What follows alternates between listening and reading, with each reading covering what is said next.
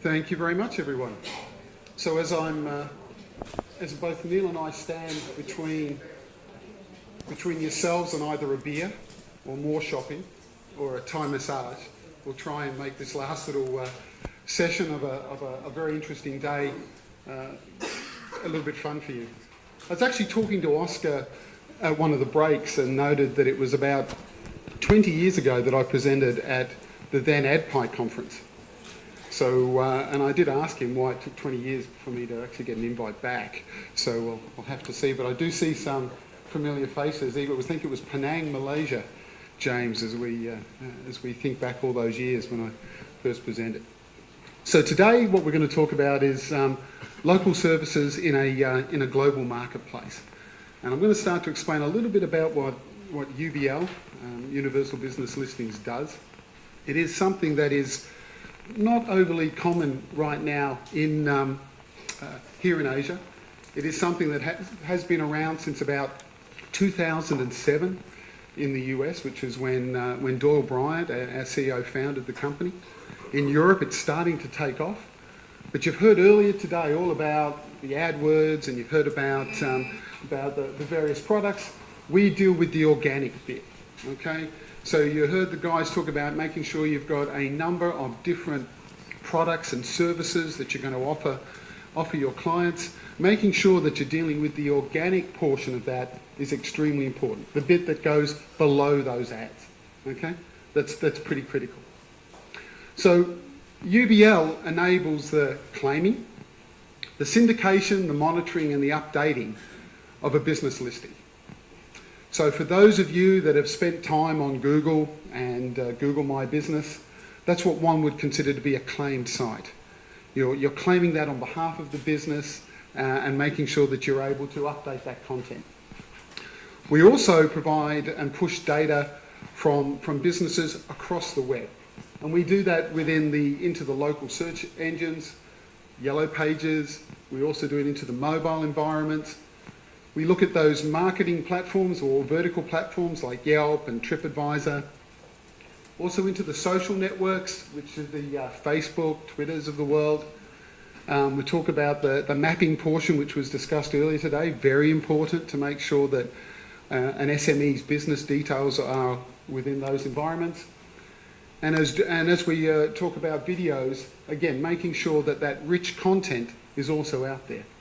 So if you think about it, a business will come to us, and it can be an enterprise business, which might be a large brand like Cartier or Shell or BHP, or it could be just a channel partner that's bringing us 1,000 SMEs to be distributed. The data comes into us, and then we syndicate it or distribute it out. Relatively simple model. Anyone who's dealt with data before knows that it's probably not quite that simple. This is an example of just that type of data that we try to gather and then we try to push out. So we're looking for data that is all about that basic name, address and telephone number, that what we call our NAP information, their Twitter links. We're also looking for any photos they want to upload for us that we can distribute. But we're also going to start to get into products and services. It might be brands that they deal with. And more importantly, it's also dealing with those businesses that are not just what we call bricks and mortar. So there are a number of businesses that have a place which you can visit and purchase a product. There's other services that want to service an area, definitely don't want you to come visiting there. It could be their home, and they also want to be able to have information distributed across the web. And really what our point is that we want to get data out across the web where it really matters for that small business. Once we get that data and we push it out through our syndication, this is going to be the result. We're going to take create rich and enhanced content across sites like Yelp or yp.com, Bing, Facebook, Google, so that when a business is starting to, you get a business, it's Paul's Restaurant, I've got the name, great name, make sure I've got my URL. I spent a lot of time doing that, and I think I'm done, but I'm not. I've got to make sure that I extend my what I call intellectual property for my business and make sure I create a profile on Google, I make sure I do it on Bing, or I do it on the local Yellow Pages, which is a significant site, Facebook and Twitter. All of those are part of my business asset that I must make sure I complete the registration, if you like.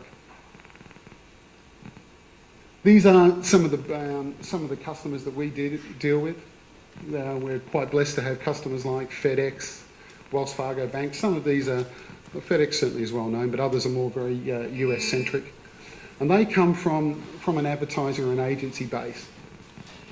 We also have more than 3,400 channel partners that provide SMB data to us, or agency data that we distribute. And we distribute on companies like Hibu in the US, Yell in the UK, Yellow down in New Zealand. We have also Reach Local in Europe, Supermedia in Australia, and a number of significant ad agencies. We also have a number of other players which are hosting companies like Melbourne IT and Vario. So when we start talking about local, we start talking about the fact that really a lot of the SMBs or SMEs are really quite a way behind in that. Certainly here in Asia, it's something that is becoming, as you start to sell your AdWords and you start to set up your Google accounts, etc., you're starting to go through that go through that process. But a lot of the small businesses really don't understand this, the ecosystem right now. Okay, but they need to. And we've heard the words about trusted partners and working with your customer base. It's quite an interesting education when you start talking about to them the need to make sure that their profiles are created on some of these other sites. And they do vary from country to country. And I had the pleasure of listening to Oscar in Munich at the Cinder conference when he explained the complexity of Asia versus the relative ease of trying to understand a European or an American market. So, but if businesses don't do this, it does risk neglect. And I'll give you an example of one which came up with, and I do say when I point this out, that companies like Google and Bing and Yahoo, they do their very best to try and prevent fraud. It is a constant challenge for these guys to make sure that the business owner of a particular business listing is the one that claims it and has the right to update it. Sounds simple, but just imagine if you're competitors can be challenged to sometimes fraud the system. So it's not foolproof. And here's an example of a gentleman, of a Siberian Crown. It was an exotic meat restaurant in Washington, DC. Been around for 40 years. Been very successful. Business owner started to notice that over the weekends, which was his busiest period, he was starting to see a 75% decrease in his business. He couldn't understand why. You know, his customers were just not finding him. They would Google Siberian Crown and they would find that on the weekend, on Saturday and Sunday, someone had changed his open hours to closed. So they wouldn't go there. Business started to deteriorate. And it got to the point where unfortunately he had to close down after 40 years. Now the conjecture is, in theory, is here that one of the competitors to him adjusted those, were able to get into his account and adjust those opening hours, because he hadn't got his Google My Business listing. He didn't have ownership of that. So this is a perfect example of just how important it is to make sure that you extend your profiles and that your small to medium businesses make sure that they gain ownership of all of those entities. So at UBL, part of what we think that the future of local is making sure that, that we can have seamless integration. So when we want to distribute data, we can go across geographies, it can be across devices, languages and publishers, and that doesn't matter. And more importantly, we have to make sure that it's meaningful and actionable for that small business. They really don't want to know all the problems that we have trying to distribute that. They just want to know that they are able to choose a particular site they want to send information to and update it as they require.